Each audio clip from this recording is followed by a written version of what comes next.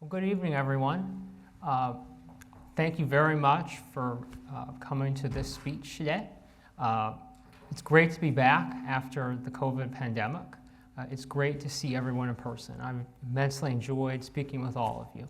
But what you're about to witness is the future. A live digital forensic approach of quantum mechanical computers. So what is the motivation? I want to start with a story when I got to the United Kingdom just a few days ago. I got in a little rental car and I drove along something called the M4, and I was looking for something. I was looking for Bristol. I've been told, I spoke among some of y'all apologized for the site when I got there. And the reality is, it's not just mud. Think about at one point, someone went to Bristol and said, wow, this is new. This is exciting. And I've asked people in the industry about quantum computers, quantum mechanics. I asked a big oil company in Texas. I said, what are y'all doing about quantum computers? What are you doing about potentially the threats they pose? And they said, oh, we're not doing anything. That's far off. And I've spoken among some of you all as well, and there's been some skepticism. Are these things real? And I can tell you for sure they are very real. Prior works on the fields of quantum forensics are purely abstractions. There's been very little, in fact, no empirical data collection. And what I mean by that is getting data from real quantum computers. So what you're about to witness are the results of the world's first, as I understand it, the world's first introduction digital forensics on real quantum systems. These are fast approaching challenges for this century and the 22nd century.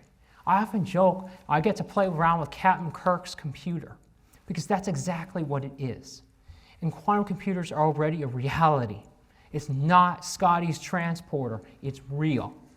And there's no tested methodologies for dealing with quantum forensics, which is interesting considering that they're fast approaching more powerful implementations. And there's an important divide that I need to explain to you all first before I can really delve into the forensics, a quantum primer, if you will. The current computers you're using are classical. Classical in the sense that they're Newtonian, named after the famous Sir Isaac Newton. These computers, think of them like a flashlight. They send electrical signals. You press the button on the flashlight, it sends an electrical signal across a classical circuit. But it's based on Newtonian concepts about physics. One of the works that's discussed potential quantum forensics, but it's only an abstraction, is by Richard Overill from King's College London, which is just south of here by about 80 miles. And he said, and I'm going to refute him in this paper, he said getting forensical data from a quantum computer is impossible. I'm going to prove him wrong.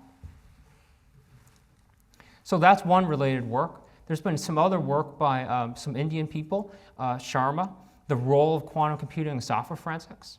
And then a lot of the research that I'm drawing upon is actually from international business machines. And I've had the opportunity to actually work with these quantum systems. But up until now, again, there's been no empirical data collection. This is the world's first. So what are our contributions? We're going to refute Overill, that's a given. We're also going to analyze real quantum computers and simulators. We access the IBM Quantum Lima computer, IBM Santiago, and we use an air simulator which uses classical computers to emulate quantum physics. And we'll address a new approach, which is a take on something called randomized benchmarking. It's something known as gate reversal. And you'll see in a moment what we mean by this, but it allows us to address fidelity issues with quantum computers. It allows us to target the unique quantum properties of these computers and maintain chain of custody of evidence. So what does a quantum computer look like, y'all? Does anybody know? It looks like that. It's a really, really cool looking thing. What you're witnessing here is a glass cage designed by a designer company that IBM contracted. And it's a glass case, and within it is the actual quantum computer, which is called the Mona Lisa cage. But what does it look like inside? It looks like this. They call this the chandelier. The chandelier is a crazy space-age looking contraption that literally warps reality. It gets negative 273 degrees Celsius at the bottom part where the qubits are actually stored. And on top of that, really crazy stuff happens in there. But let's start with the primer. Now, I'm going to quote Marquis de Laplace. He said, given for one instant an intelligence which could comprehend all the forces by which nature is animated, nothing would be uncertain. If we knew everything there was about chance, about probability. And classical Newtonian mechanics maintains this idea. But quantum doesn't. And that's a problem. Because quantum mechanics is a probabilistic. It's not certain. It's dealt with uncertainties. And yet forensics as a field, as a discipline, is all about trying to establish fidelity and trying to know things as a fact for courts of law. So there's an incongruity here. So what do we do about that? So there's some key concepts, and I promise we won't get too in-depth mathematically. I want this to be as relevant as possible for you today. The key kickoff to this whole thing is the Schrödinger equation, 97 years ago.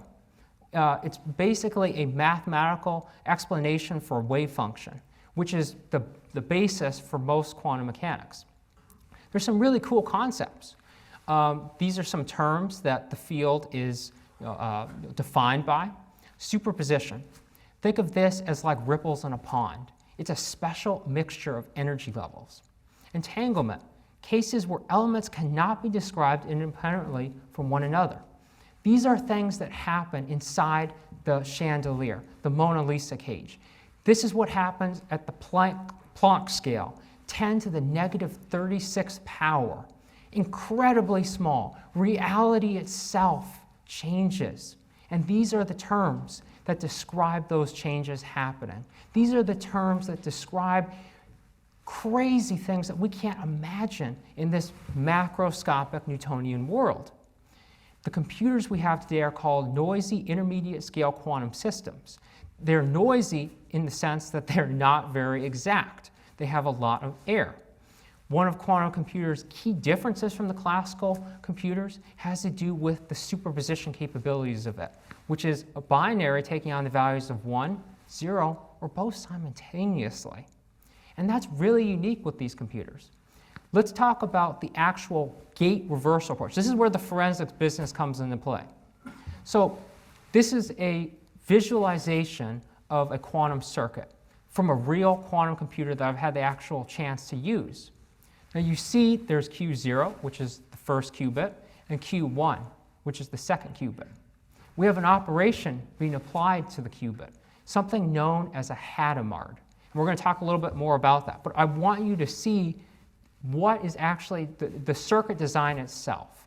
Not so much about the specifics, but just the circuits that we're manipulating at the subatomic scale. So the logic of quantum computers isn't strictly binary. It can take on multiple values at once. There's a difference, quantum versus logical gates, and this is where we're going to talk a little bit about the specifics that you might be familiar with.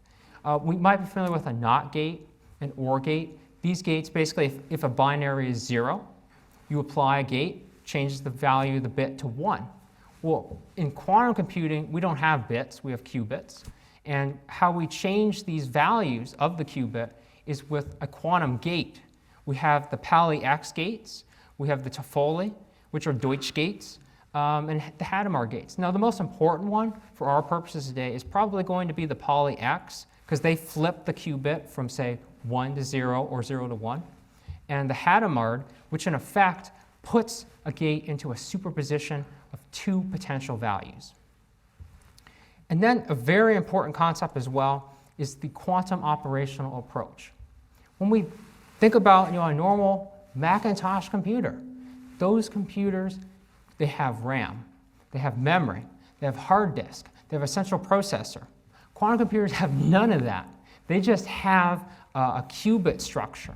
And in that sense, they don't have any data that's just lying around. They compute for very, very short periods of time.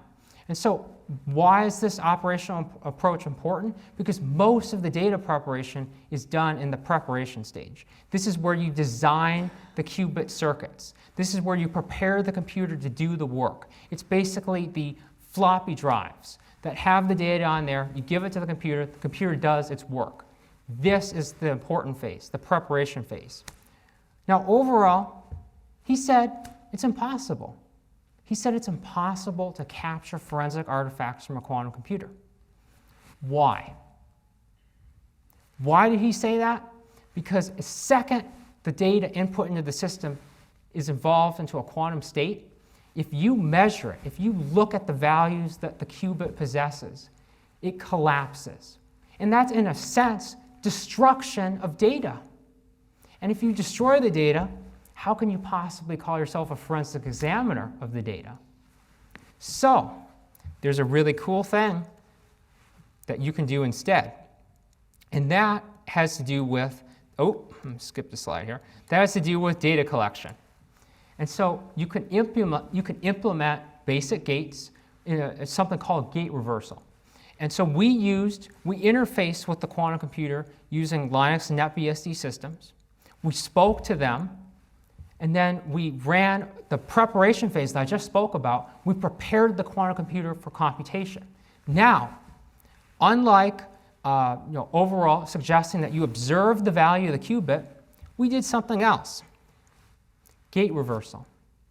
Imagine a bunch of dominoes.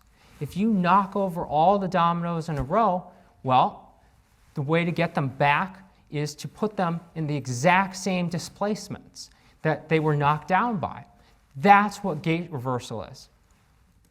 So basically what we do is you take whatever gates were applied to the system, and rather than measure the qubits, rather than observe the value of the qubit itself, you undo the gates that you applied to the qubit to get back the original value that you started with. This is like the domino game. This is like reversing the dominoes that have collapsed and bringing them back up. You review the logic of the original circuit, you examine it, and you apply the reverse gates in the reverse order. Pretty simple. And you ensure that the probabilities produce the exact values that you started with. In our case here, real empirical data, they did. We got what we started with. The initial value was 0. We applied the reversal procedure. We got 0 again. And all probabilities add up to 1. So there are some issues, though. And this is why gate reversal is important. Because real hardware, as I said, noisy, intermediate scale quantum. Systems are noisy. The current systems we have today, the current quantum computers we have today, do not work with 100% accuracy. So we wanted to take a look at what happens if the number of times that we ran our gate approach, how does that affect the data? And so we ran it 100 times, and note the probabilities. We ran it 500 times, and we ran it 1,000 times. And what we noticed is no matter what we did, we had error. We had error. And quantum theory doesn't work perfectly on real hardware, which is the important takeaway that I want to show to you as forensic investigators, as professionals. So there are cases where, again, the strange behavior of quantum mechanics happens, entangled cases. And you can have 2 qubits that cannot be described independently from one another. What does that mean? That means like a horse and a carriage. That means like soda and pizza.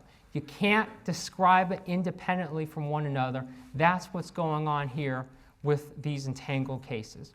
In this case, we have 2 qubits. We've got qubit 0, qubit 1, and we apply another Hadamard, which, remember, Hadamards put qubits in states of superposition, basically where they can take on a value of 1 or 0.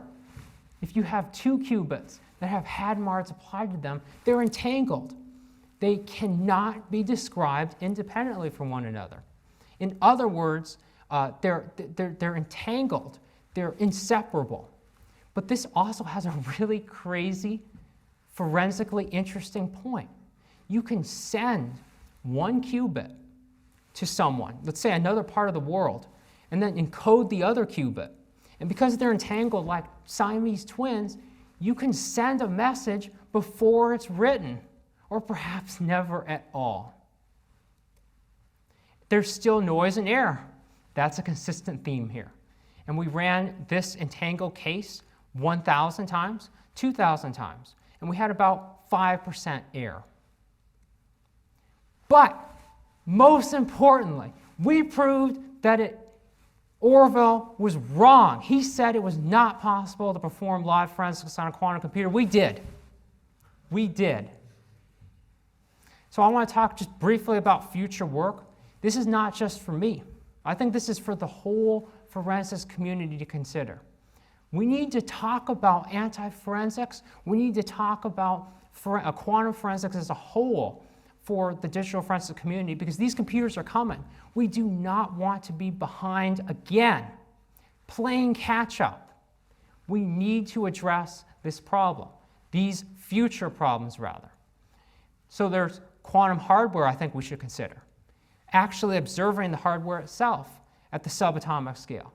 Quantum computers and relationships with people. How are these going to change day-to-day life? Are we going to use them to make decision-making? Quantum post-mortem forensics. This is a very interesting idea as well. What happens when you turn a quantum computer off? What kind of data is left behind? I want to thank the shepherds that reviewed this paper. I want to thank the United States National Science Foundation for the money they provide for this. I want to thank IBM.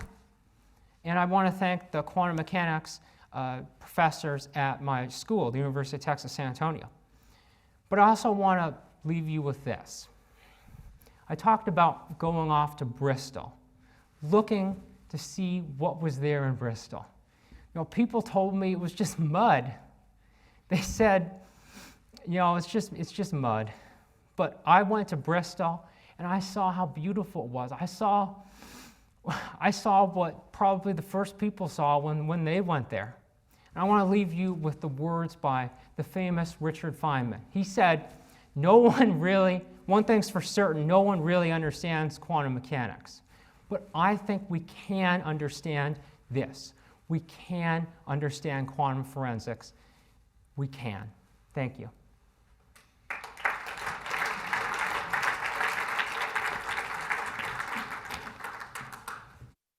For this presentation, are there any questions in the audience or online? There is one at the very top.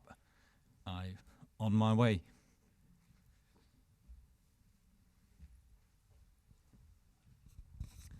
Thank you. This is really fascinating. As I understand, the biggest issue is the noise from the systems. Is it expected that it will be better in the future? Noise is a problem for today's systems. If you run a quantum computer, you can expect noise on it. That's simple. So the answer is yes. Any other questions? So I have one. So how, and I'm not by far not an expert, so this question, not sure how appropriate it is, but so how did you revert it? Can I think of it like reverse engineering? Like when you said you sent something in and then you have like the output and you did like the reversal. Can you elaborate a little bit more on this? Sure. So the way I thought of it is, what did I start with? What did I end up with? Is there a way to undo it?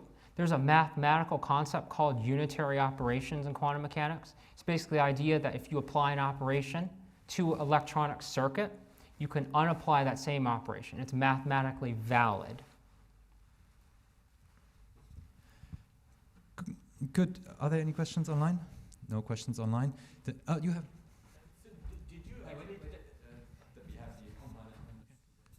Hi. So did you actually test this approach? Do you have any empirical data on your approach, or it's all Yeah, theoretical? we test real data. We use real binaries.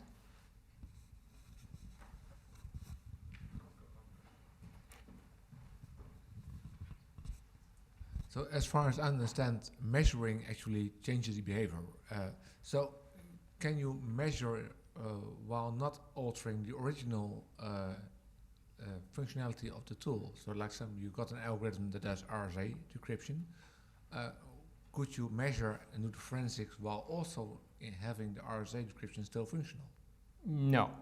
And the simple reason for that is because measurement, observation itself, collapses that delicate state in the qubits. It's like looking at a window and you open the blind and the room goes dark. There's really crazy behavior that happens. The same thing happens with measurement phenomena.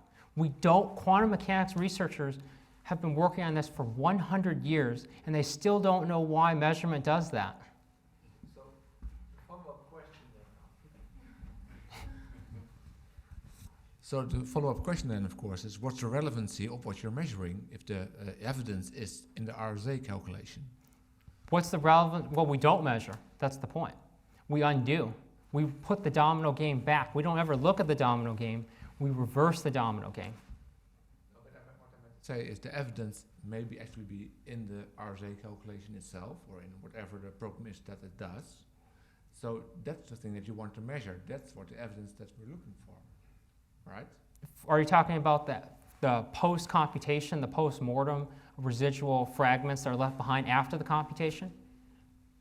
Perhaps the state within the machine. I'm not sure how long a quantum computer would be active. Would it be for microseconds? Would it be for years? Milliseconds.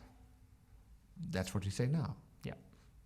But would it be able to hold state for, let's say, a year? And what would you be able to do in terms of extracting the state of a quantum computer? Well, I think in terms of extracting the data, you can undo it. If you observe it, you collapse it. Doesn't matter if it's a year or a millisecond. And we have one online question. Great. So Frank A asks, so to forensically examine a quantum computer, does that mean you have to know at a low level what the hardware circuits are, and how do you determine what that is? Oh, great, excellent question. Well, the important thing to know is to that question is there isn't anything higher than low level at this point in time. You can't run Mozilla Firefox on a quantum computer. There is no Java programming language on a quantum computer. What I showed you were examples of 1, 0, and 0 and 1 combinations. Quantum computers right now are restricted to the low level. So inherently, you would have to know what the low level was doing because that's basically the only level there are to quantum computers at the moment. And how much that printer cost that you just showed us? The printer? Yeah. Sorry, the computer, sorry. The compute, oh, that doesn't have a price on it. That's not on the market. That's not for sale. Okay. Thank you again. Thank you.